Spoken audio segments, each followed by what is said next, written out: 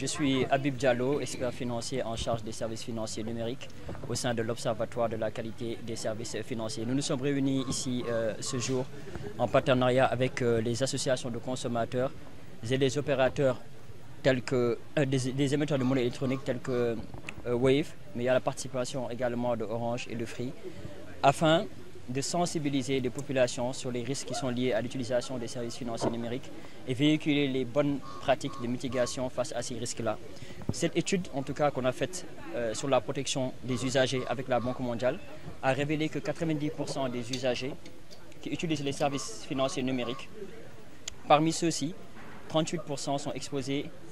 à des tentatives de fraude et d'arnaque. C'est en ce sens qu'aujourd'hui, les autorités ont pris en tout cas les devants pour pouvoir, dans une démarche inclusive, sensibiliser les populations. Si vous avez suivi au mois de mars, le Premier ministre, M. Ousmane Sonko, a instruit en tout cas la création d'un comité qui va prendre en charge vraiment les risques de fraude, d'arnaque, surtout liés à ceux qui essayent de faire des prêts en ligne de manière illégale. Et donc, ça vient renforcer cette démarche inclusive et cette étape de Thiès marque la troisième étape, en tout cas, de ce processus, car nous avons démarré à Ziguinchor, ensuite Saint-Louis et aujourd'hui Thiès. Et c'est fort de tout cette capitalisation aujourd'hui de ces démarches inclusives que nous sommes ici présents pour pouvoir vraiment sensibiliser les populations sur ces nouveaux fléaux, partager l'expérience également et les techniques des nouveaux arnaqueurs,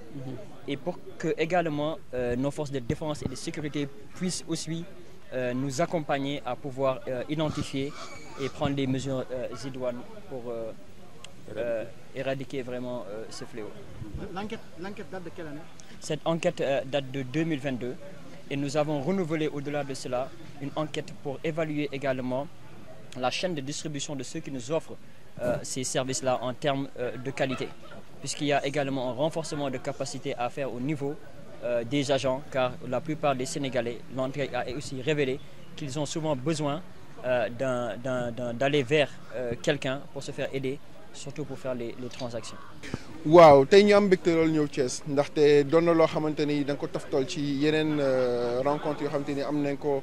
Saint-Louis am nañ ko aussi Ziguinchor ànd ceeg OQSF ak association des consommateurs mu di loo xamante ni bëgg neen vraiment insister ci sensibilisation bi nga xamante ni am nañ ko ci utilisateurs yi ci lu jëm ci wàllum utilisation ou service financier numérique. lu tax parce que seetlu leen ni lu ci ëpp ci malheureusement yenn arnaque yi am wala yooyu dañ koy jaarale ci ñoo xamante ni xëy na amaana bi ñu leen avertiroon à temps wala bi ñu leen formé woon à temps xëy na finalement loolu du mujj am donc loolu mooy waral vraiment ndaje bi te ji rafet loolu mën ko continuer ak OQSF ak association des consommateurs yi tam.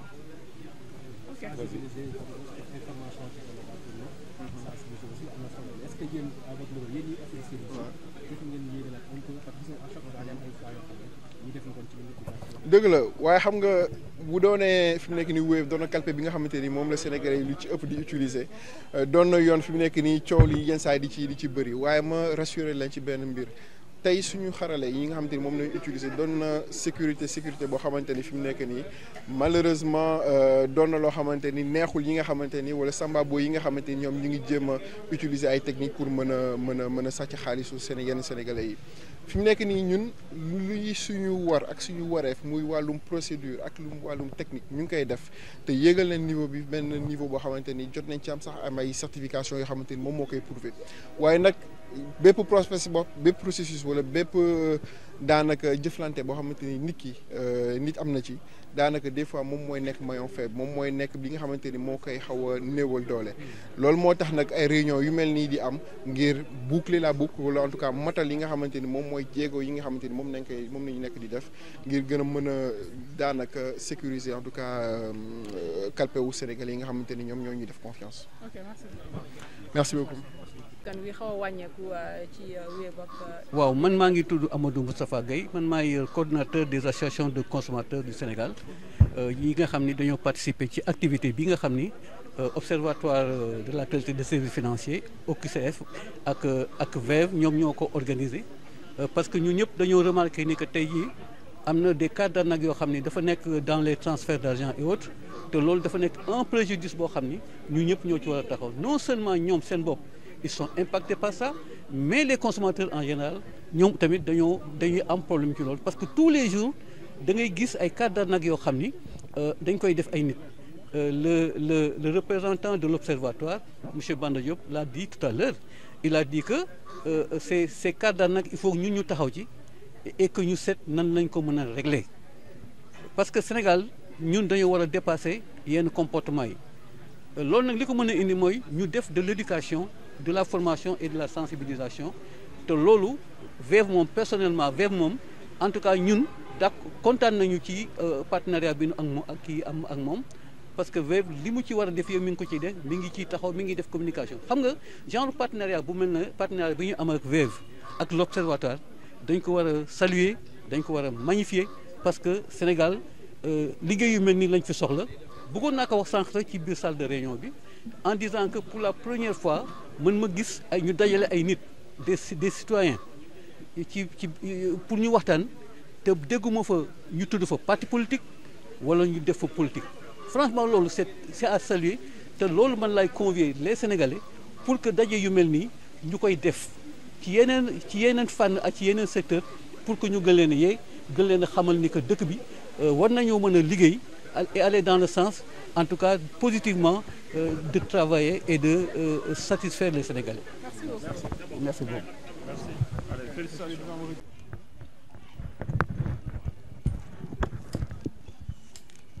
Présentez-vous. Alors, je suis Banda Diop, médiateur des banques, des systèmes financiers décentralisés et de la Poste.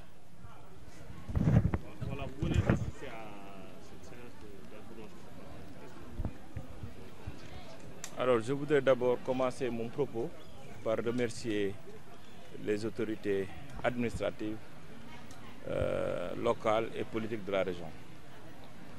Remercier aussi les chambres consulaires, mais surtout remercier notre partenaire stratégique, VEV, pour nous avoir permis en tout cas d'être là aux côtés des populations de Thiès pour partager avec elles sur les risques liés à l'usage des services financiers numériques. Je pense que ce n'est pas une première. Nous avons déjà fait la région de Ziguinchor, nous avons fait la région de Saint-Louis et aujourd'hui nous sommes à Thiès et vous avez constaté vous-même que les échanges ont été très productifs parce que notre partenariat avec VEV émane en tout cas d'une enquête que l'Observatoire a conjointement menée avec le SIGAP, ou bien la banque, qui est un démembrement de la Banque mondiale, qui a montré qu'effectivement, les émetteurs de monnaie électronique, les services financiers numériques sont en pleine expansion, sont en pleine ébullition. Aujourd'hui, il y a en fait des insuffisances sur la protection des usagers. Et vraiment, notre partenariat VEV Mobile Finance a été très attentif, très réactif et s'est engagé aux côtés de l'Observatoire de la qualité des services financiers pour corriger ces insuffisances. Et je pense que les débats qu'on a menés en présence, en tout cas, des populations, des masses communautaires, des chambres consulaires et de l'Observatoire, sous la supervision du gouverneur de la région représentée et des autorités locales et administratives, a permis de démontrer qu'il nous suffit d'attention davantage pour définitivement, en tout cas, endiguer ces insuffisances. Mais aussi, l'urgence, c'est la mise en place de l'association professionnelle des émetteurs de monnaie électronique. Et je pense que l'engagement dont a fait montre VEV peut nous permettre d'espérer que les autres opérateurs vont suivre et vont un peu presser le pas. Je vous remercie.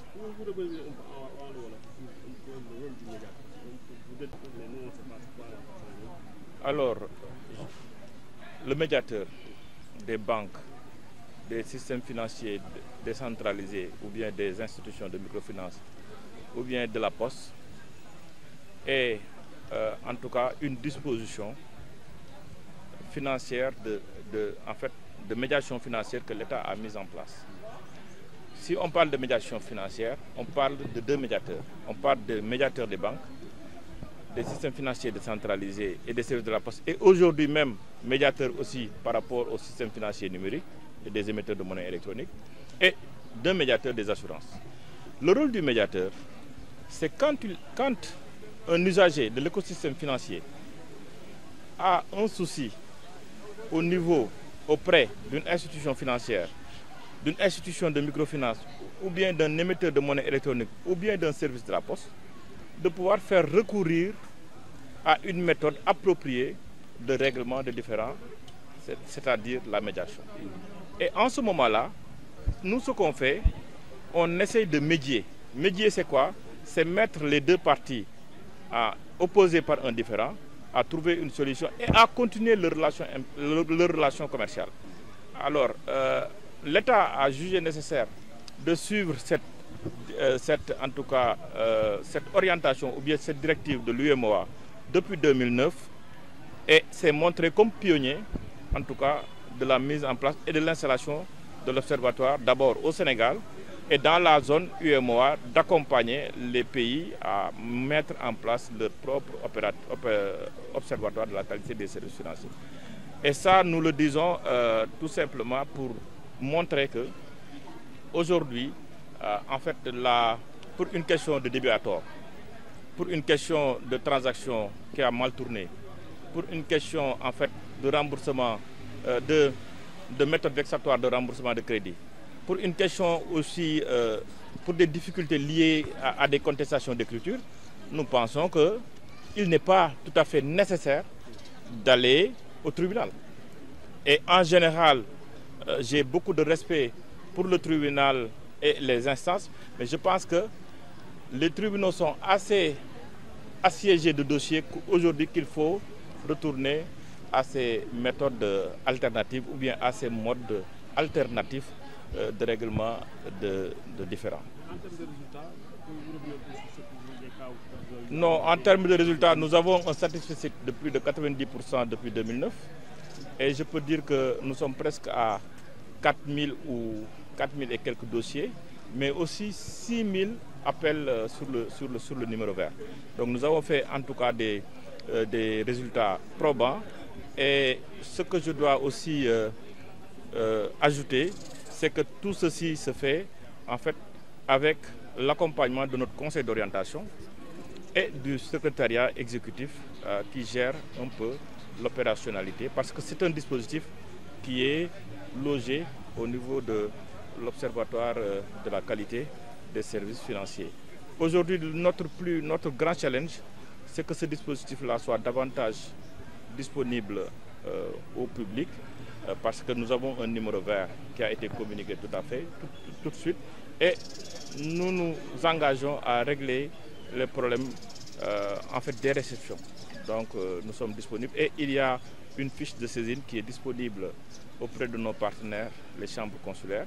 Les personnes qui veulent nous contacter peuvent en tout cas nous contacter sur la base de ces fiches ou bien nous appeler directement. Vous avez parlé tout à l'heure d'insuffisance par rapport à l'utilisation des services financiers. Peut-on avoir une idée par rapport à ces insuffisances? En fait, les insuffisances que nous avons remarquées en général émanent généralement, je m'excuse de la répétition, de l'inattention ou bien parfois en fait des difficultés que nous avons par rapport à la couverture du réseau. Hein? C'est surtout ça. Généralement aussi, il y a des insuffisances qui sont le fait de personnes mal intentionnées. Mais comme nous venons de le dire tout de suite, si Wave a besoin de contacter un usager, il respecte le parallélisme des formes. Autant que quand un usager a une difficulté, il doit faire appel ou bien il doit contacter le service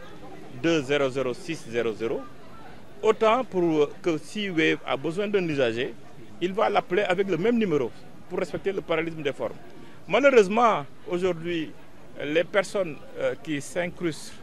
dans le dispositif appellent à partir de leur numéro personnel. Et je pense que ça, c'est un bon indicateur. Mais aussi, quand on doit faire un transfert, on doit s'assurer que nous avons mis les bonnes données, nous avons mis le bon numéro, nous avons aussi assez, en tout cas, de ressources dans notre portefeuille électronique. Et je pense que toutes les difficultés que nous avons sont en général liées à l'inattention de l'observation des règles de sécurité. Et pourtant, les services de Wave n'arrêtent pas, en tout cas, de renforcer la sensibilisation, d'organiser, en tout cas, des réunions publiques d'information, comme c'est le cas aujourd'hui. Et nous pensons que cette collaboration-là pourra permettre, en tout cas, d'endiguer ce fléau lié, en tout cas, aux risques liés à l'usage des services financiers numériques. du Banda Diop maa ngi nekk médiateur des banques observatoire maa ngi jël kàddu gi tey ci turu Papa Amadou Diagne moom mooy secrétaire exécutif bi dafa am empêchement mu yabal ñu ànd ak dispositif bi yëpp ci sama gannaaw di Habib Diallo moom mi nga xam ne moom mooy chef de projet bi li ñuy def nii di wax ne tout simplement dañu ñëw Thiès pour ànd ak Wave ñëw fii pour daje ak population yi ndax 2022 dafa am enquête boo xam ne dañ ko defoon ak waa Banque mondiale bu wone ni xarale yu bees yi dafa gaaw ci wàllu croissance waaye nag lu muy gaaw ci wàllu croissance itam noonu la ñu war a gaawee baral li nga xam ne moom mooy protection wu ñi nga xam ne ñoo koy utiliser waaw loolu moo tax tey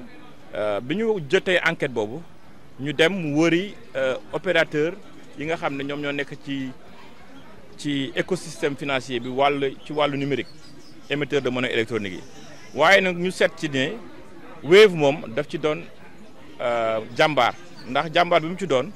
mooy bi ñu ko proposé projet bi rek ne ko comme yéen ci domaine boobu ngeen nekk war nañoo renforcer davantage protection usagers yi Wave daf ci ànd ak observatoire ba tax na tey ñu ngi ci ñetteelu région bi ñu def nañu Ziguinchor def Ndar tey jii ñu ngi Thiès waaye nag bi ñu ñëwee Thiès sant nañu yàlla bi nga xamante ni autorités yëpp ñoo ñu dalal autorité locale yi autorité politique yi autorité administrative yi ak autorité communautaire yëpp ñoom ñu dalal te réunion bi ñu def tey gouverneur moo ko présidé moom moo fi envoyé préfet bi nga xam ne moo ko présidé donc sant yàlla bi nga xamante ni en tout cas autorités yi impliqué nañu ànd nañu ci li ñuy def waaye nag waxtaan bi yëpp li ñu ci ëppaloon solo mooy ci biir salle bi nit ñi wax nañu jafe-jafe yi nga xam ne moom la ñu am ci wàllu seeni téléphone ak bu nuy jëfandikoo ak xarale yu bees yooyu ñun itam ci suñu ay tontu ak tontu Wave wax nañu ne leen ne wan nañu leen que li ci ëpp nag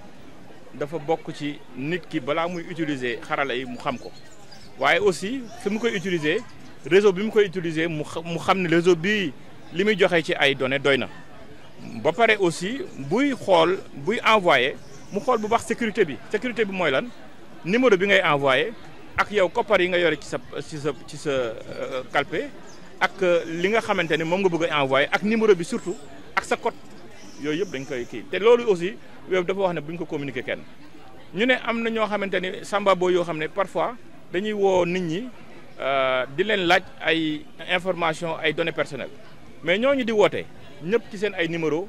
personnel la ñuy wootee mais am na numéro boo xamante ni yow boo soxlaa Wave ci nga koy woo mooy 200 ak 200 600 mooy 200 ak 600 Wave tam bu la soxlaa ci numéro boobu kese la mën a wooyee donc képp koo xamante ni woowee wuñ la ci numéro boobu ça veut dire que yow war nga jàpp ni ki lay woo am na leneen lu mu nas ci woote bi lu dul wax ay information mais nag xam nga ñiy raas ndéem ak ñi gàmmu bokkuñu donc il faut vraiment ñu gën a dal te am nañu contentement bu baax a baax ci présence Wave am contentement ci liggéey bi nga xam ne sunu rakk ji di chef de projet bi def na ko am contentement bu baax a baax ci autorité locale yi nga xam ne ñoom ñoo fekkee waxtaan bi fekkee ndaje bi. observatoire bi ñaata médiation la jot a def boobu ak léegi. waaw observatoire bi ñu ko créé 2009 ba léegi def na ci lu toll ci 4000 wala lu ko topp mooy 4,000 ak lu topp. sànq yaa ngi doon wax ni jot na pour ñi nga xam ne ñoo yëngu ci wàllu koppar bi ci téléphone yi ñu def association loolu ban njeexital la. waaw loolu am na solo xam nga lu tax ndax émetteur de monnaie électronique tey réalité la kenn mënul def lenn loo xamante ni jàpp nga ni banque ngay dem def ko directement exclusivement boo koy def banque ni nga ko mën a defee banque noonu nga ko mën a defee ci sa porte-monnaie électronique te sax def ko ci porte-monnaie électronique bi moo gën a wóor ndax gis nañ fi ci Korité bi wala laataa ñuy feet Korité bi ñoo xam ne arnaqué nañ leen ay 100 millions ñoo xamante ne jóge nañ ci banque bi yore xaalis ñu nangu ko donc loolu yëpp bu fekkee da nga koo yore ci sa portefeuille électronique respecté bu baax a baax mesure de sécurité yi nga xam ne moom nga ci war a def loolu dafay kii mais lu tax ñu bëgg ñu créer benn association professionnelle pour ñi nga xam ne ñoom ñooy yëngatu ci loolu xam nga ñiy yëngatu ci banque yi am nañ seen association ñiy yëngatu ci institution de microfinance yi wala système financier décentralisé am nañ seen association mais tey jii émetteur de monnaie électronique yi réalité la donc il faut ñoom tamit ñu am seen association professionnelle ndax bu fekkee dafa am benn ñagas-ñagas bu am ci benn opérateur wala koy koo xam ne dafa doon ñëw pour yàq day renfort di confiance bi nga xam ne moom la usager bi am même pour yeneen opérateurs yi donc su fekkee dañu am association professionnelle day tax bépp problème boo xam ne moom la ñu am ñun ci portail yi surtout ci wàllu portail web yi nga xam ne ñu bëri dañuy ñëw samba boy yi nekk ci ñu mën ko lijjanti ñoom ñu mën ko jël en charge toppatoo ko nu mu gaaw te loolu jàpp naa ne BCEAO état du Sénégal ak ñu ci war a àndal ñu ngi ciy liggéey bu am solo jërëjëf.